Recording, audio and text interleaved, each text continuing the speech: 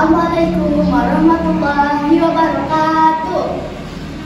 Wahai Dewa Juri yang saya hormati, pada kesempatan ini saya akan menceritakan sebuah cerita legenda dari Jawa Barat yang berjudul Sang Kuryang dan Dayang Sumbi. Tapi sebelum itu, Cinta punya cerita nih, dengerin ya. Duduk manis di bawah terang dengan kisah yang penuh arti. Sang Kuryang pemuda garang, Dayang Sumbi cerita hati. Kita lanjut ke ceritanya ya. Pada zaman dahulu di sebuah kerajaan hiduplah seorang putri raja yang sangat cantik yang bernama Dayang Sumbi. Dayang Sumbi memiliki kegemaran menenun.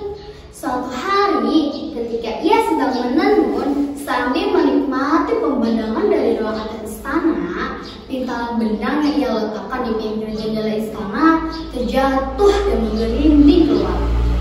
Dengan kesal ia berucap, "Aduh, benangku terjatuh. Siapapun yang mengambil benang itu untukku, jika ia perempuan akan kujadikan saudara, sedangkan jika ia laki-laki akan kujadikan suami." Tidak lama kemudian datang seekor anjing hitam yang bernama Tumang. Tumang mengambil benang Dayang Sumbi dan mengantarkan kepadanya. Ia pun teringat dengan ucapannya, jika ia tidak menepatinya, para dewa pasti akan marah dan menghukumnya. Oleh karena itu, ia pun menikah dengan Tumang yang ternyata seorang titisan dewa. Tumang dikutuk menjadi binatang dan dibuang ke bumi. Hari-hari berlalu, Dayang Sumbi akhirnya mengandung anak. Setelah beberapa bulan, Dayang Sumbi melahirkan seorang anak laki-laki. Anak itu diberi nama Sang Kuryang. Sang Kuryang kecil gemar memburu. Suatu hari ketika ia berburu, ia selalu ditemani oleh Tumang yang tidak lain ayahnya. Meskipun demikian, Sang Kuryang sudah mengetahui bahwa Tumang adalah ayahnya sendiri. Ketika ibu meminta kepada Sang Kuryang untuk mencari hati kijang, ia pergi berburu bersama Tumang. Sesampainya di hutan, Tumang melihat seekor kijang. Sang Kuryang pun berteriak, sepertinya di balik pohon itu ada kijang. Cepat kau kejar kijang itu, Tumang, teriak Sang Kuryang. Tetapi Tumang yang ketika itu tidak terlalu bersemangat. Ia hanya berdiri di samping Sang Kuryang. Tidak disangka-sangka, Sang Kuryang yang ketika itu sedang marah, dia segera mencabut anak panah dan memanah Tumang. Benar saja, Tumang akhirnya mati di tangan anaknya sendiri.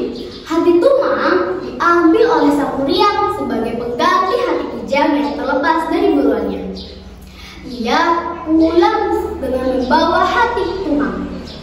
Ia berpikir ibu tidak perlu mengetahui bahwa hati yang ia bawa bukanlah hati Tumang, melainkan hati Tumang. Sesampainya di istana, Sang Kuryang ditanya oleh ibunya, "Anakku, mana hati yang ibu minta?" Sang Kuryang memberikan hati yang ia bawa di tangannya. Dayang Sumbi tampak bingung. Hati yang ia dapatkan bukan hati kijang. Sang Kuryang, "Kamu berbohong pada ibu." "Lah, sepertinya ini bukan hati kijang." "Lalu di mana Tumang? Mengapa ia tidak pulang bersamamu?" tanya Dayang Sumbi.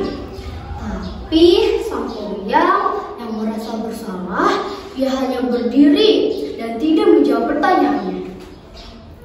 Dayang Sumbi pun mengulangi pertanyaannya. Akhirnya Sang Kuryang menceritakan kejadian di hutan. Kepala marahnya Dayang Sumbi mendengar cerita dari Sang Kuryang. Tanpa ia sadari, kayu yang kala itu sudah berpegang yang plak, sehingga menimbulkan bekas luka. Sang Kuryang yang sedih, ia segera kabur dari istana dan meninggalkan Dayang Sumbi sendirian. Tahun telah berganti, Sang Kuryang akhirnya tumbuh menjadi seorang pemuda yang gagah berani dan sangat tangguh. Kepergiannya mengembara membuat rindu kembali akan kampung halaman. Saat tiba di kampung halaman, Sang Kuryang melihat seorang gadis yang sangat cantik. Mereka berdua saling mencintai pada pandangan pertama. Akhirnya Sang Kuryang melamar gadis itu. Ketika pesta hendak digelar, Sang Kuryang berniat untuk mencari hati, untuk berburu. Dayang Sumbi pun membantu calon suaminya memakaikan ikat kepala. Bukan kepala kagetnya Dayang Sumbi melihat bekas luka calon suaminya. Ya, ia sangat yakin bahwa calon suami itu adalah anaknya Sang Kuryang. Oleh karena itu, ia pun mencari akal untuk menggagalkan pernikahan ini. Ia meminta dua persyaratan yang sangat sulit. Ia meminta pada Sang Kuryang untuk membendung Sungai Citarum dan membuat sampah yang sangat besar. Ia ingin menyeberangi sungai itu. Dua persyaratan ini haruslah dipenuhi sebelum terbit fajar. Tapi Sang Kuryang tidak yakin. Untuk membuat persyaratan ini, ia meminta bantuan para jin. Namun siapa sangka saat Sang Kuryang dan para jin sedang bekerja, tiba-tiba padam telah menyingsing. Ayam-ayam mulai berkokok-kokok. Para jin segera berlarian dan meninggalkan pekerjaan itu. Sang Kuryang pun kesal, ia gagal. Sedangkan perahu yang besar siap jadi itu ia tendang sehingga terbalik. Lama-kelamaan, sampan yang terbalik itu menjadi sebuah gunung. Gunung itu diberi nama oleh masyarakat Tangkuban Perahu. Teman-teman, pesan moral dari cerita ini, berbuatlah jujur ketika hendak melakukan sesuatu, sebab kejujuran akan mendatangkan kebaikan. Tapi kebohongan akan mendatangkan kerugian bagi diri sendiri maupun orang lain. Demikian cerita dari saya.